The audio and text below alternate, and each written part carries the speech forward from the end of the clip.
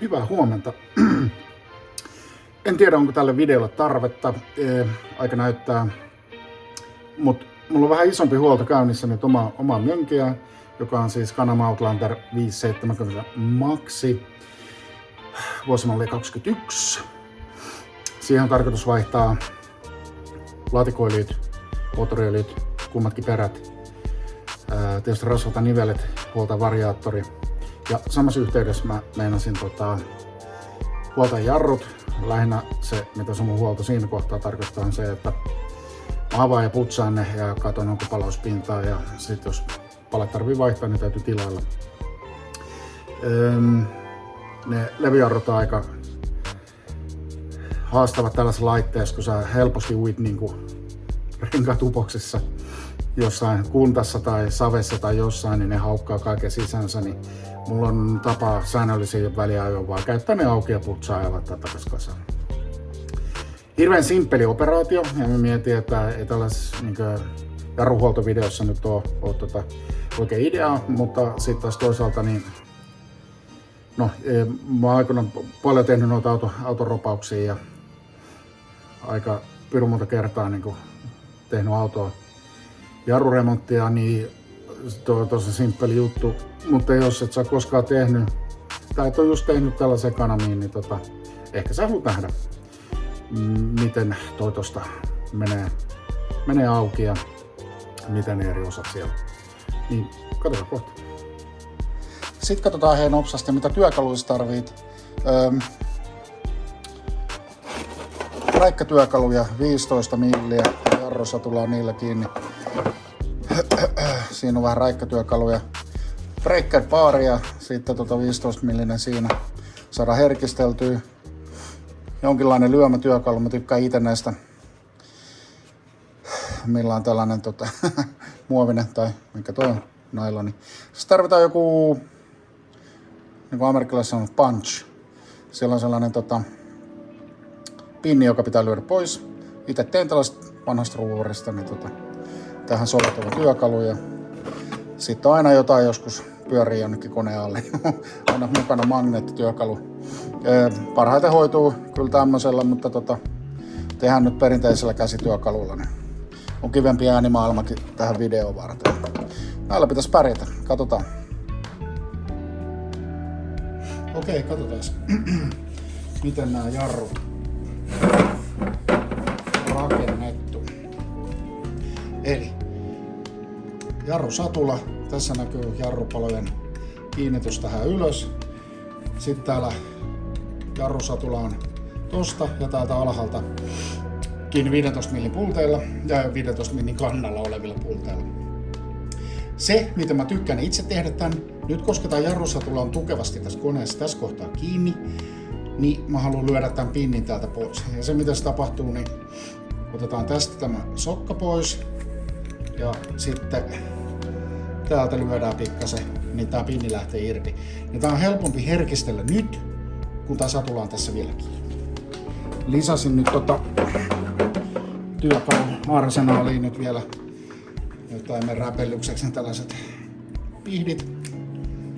Sieltä lähtee tuommoinen sokka pois. Otetaan se talteen. Ja siitä napautellaan toi tappi tuolta pois. Sori. Joo, sen tuon. Mielenkiintoinen. Mä vähän siirrän teitä hetkeksi, niin pääsen vastaamaan. Tästä ei tule mitään videoefektiä.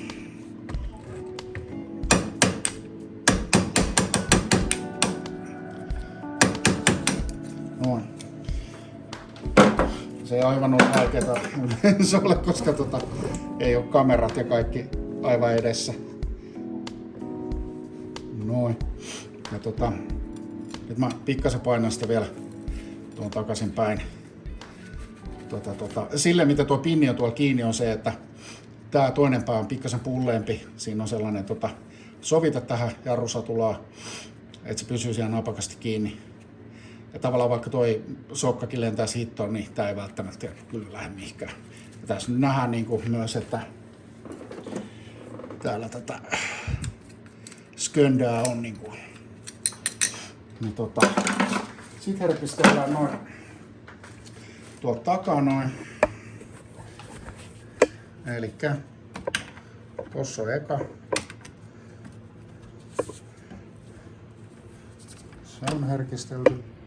Ja tuolla alla jossain, niin tuolla on herkistelty.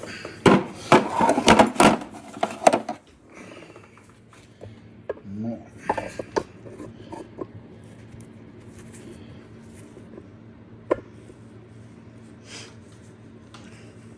Vinkki 5. Näetkö mihin toi kaartuu? Niin siihen suuntaan tää räikkäpää toimii. Eli kun laitat sen näin päin, jos kaartuu ylöspäin, niin silloin ollaan tähän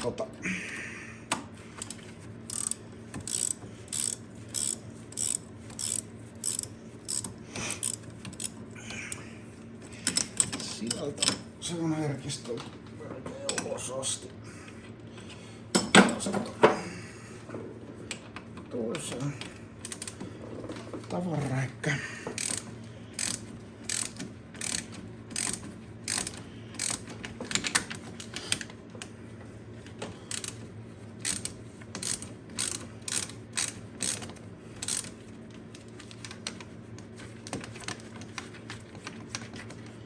No. Sieltä tulee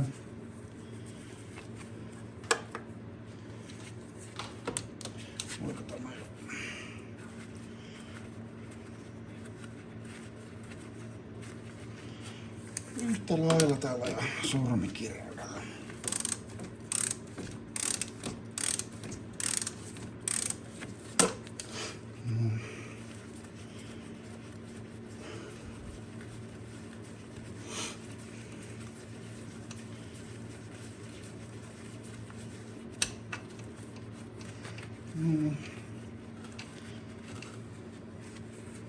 Toinen, se on identtinen.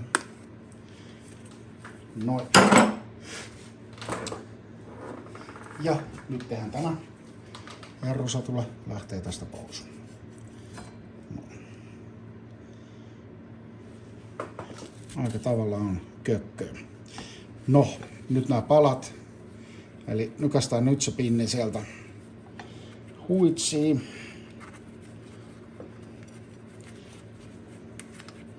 Se on tämän näköinen. Näkyy, se on tuossa tuollainen pullee tuosta päästä, mikä sen siellä pitää paikallaan ja se on se, mikä sitten pitää lyödä pois. Ja nythän täältä alhaalta niin ne on vaan tuollaisessa tappiin vasta hahlolla kiinni. Ja siinä on eka pala.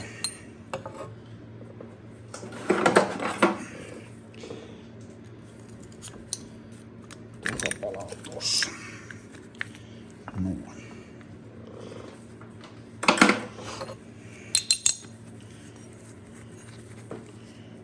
Näissä on kivasti pintaa. Ei ole turhia jarruteltu. Ei ole alkuperäiset palat EPRP:n. Nämä on, onko nyt semmonen merkki kuin EDC. Tarkistetaan kohta. Minusta todella paljon paremmat kuin alkuperäiset ja myös halvemmat. Vaan mun mielipide.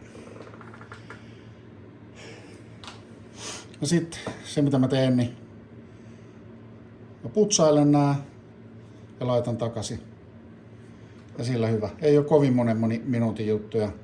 Tähän nyt niinkö vähintäänkin kuka tahansa kotimekaanikko voi ryhtyä. Täällä on vielä yksi juttu, mikä saattaa tulla yllätyksenä joskus. Jos ei näitä ole dusannut, niin tuolla on tommonen peltinen jousi, joka saattaa joskus lähteä irti. Ja se menee sinne takaisin kliksahtaa. Niin kuin se siellä olikin. Se alkaa pelästyä, jos se sieltä pomppaa. Mullakin varmaan kohta pomppaa, kun mä rupean putsaamaan.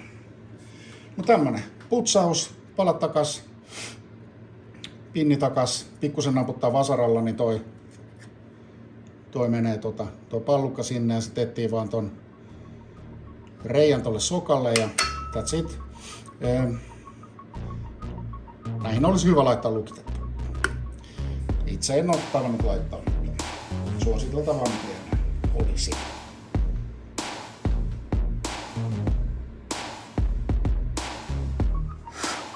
Bonusmateriaalina. Tältä just äsken noita jarruja ropattiin, niin tältä tää kone muuten näyttää, kun lähdetään isompaa huoltoa valmistelemaan. Täältä me päästään käsiksi tuolla on öljyn suoritinta ja sitten turhan kirkas lamppu. Tuolla toi nailon tulppa, vaihdelaatikon täyttö ja sitten tuolla noin toi on vaihdelaatikon tyhjennysprobbu. Tämän kun ottaa sivuun, niin jarrupolkumme siis, niin homma sujuu paljon paremmin. Sitten tietysti tulpat vaihdetaan, venttiilit pitäisi säätää, harkitse vielä säädänkö vai en. Ja sitten tietysti kardanien kunto, takaperä, se edessä sama kardanin kunto ja etuperäöljy. Ja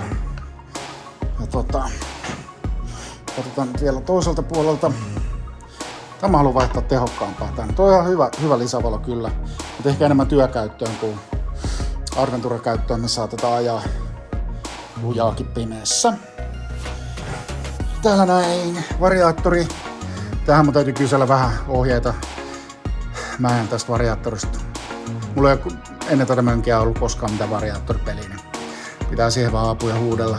Hihna näyttää kyllä hyvältä ja ylipäätään sitä niin yleisilmettä variaattorista tosi siisti. Täältä päästään käsiksi tonne ykkössylinteritulppaan. Se näis melkein se isoin työ, niin tää purkaminen. Mutta ei se mitään. Tämähän on mukavaa puuhaa. Tähän sitä ihmisen jotain tehdä. Vapaa-ajalla. Kiva kun ögailit videon. Paina pehukku. Se ei maksa sulle mitään. Kommentoi, jos haluat, että mä teen jotain lyhkäisiä videoita näistä muista huoltotoimenpiteistä. Öljynvaihdot, öljynputsarit, tulpat, perät tai muuta. Niin noihin niin kardaaniin ja niiden välyksiin, niin aina mikä on asiantuntija. Kyllä mä näen, jos ne on rikki, mutta nyt yritetään niin bongaa asioita ennen kuin ne menee rikki. Voi olla, että mä pyydän PRP-ammattimekaanikon kahvipalkalla ravistaa kardaanit ja muut katsoa, että siellä on välykset sellaiset, mitä odottaa saattaa. Ja sitten se, mikä näissä niin on kanaveissa ollut joskus, että nuo kardaanien kiinnitykset sitten laatikkoon saattaa löystyä, niin ne pitää tarkistaa. Mulla on toi taimakardani, niin se on jo kerran löystynyt laatikosta ja valtuutettu huolto otti siitä kyllä kopin. Ne huomasi sen huollossa ja veti liimalla sen takas kiinni sinne. Ei pitäisi enää tulla pois, mutta pitää tarkistaa. Mutta kommentoi alas. Ding ding ding. Nähdään.